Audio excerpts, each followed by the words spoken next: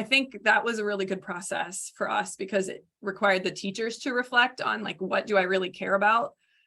Is this worthy of a kid missing class time? Is this worthy of a kid, you know, being suspended or sent out of class? Or do they just need a break? Or do they just, you know, if I give this demerit, that's like their warning. We do one where we get 5 in a week. So you can get to 4 and, you know, you can screw up. That sounds funny, but like you can mess up 4 times, but on the 5th one, you're going to have some type of consequence.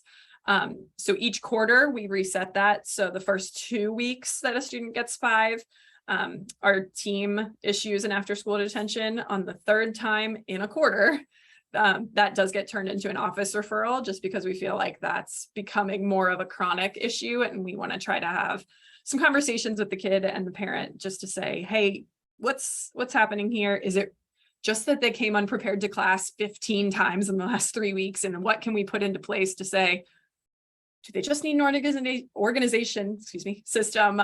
Do they need, you know, something in their locker that's as simple as that? The trends there on like which kids get points for different things are really helpful when we're having those conversations with parents. Something else that's really helpful for when we're having conversations with parents is, you know, they would say, Miss Brown is always out to get my kid. And, you know, we can go back in and say like, well, they had points in Miss Brown's class, but they also have these points over here. And they also, you know, in music class have, you know, where we don't really see a whole lot of issues. And so it just gives us some really great data for those tier 2 conversations and also with parents.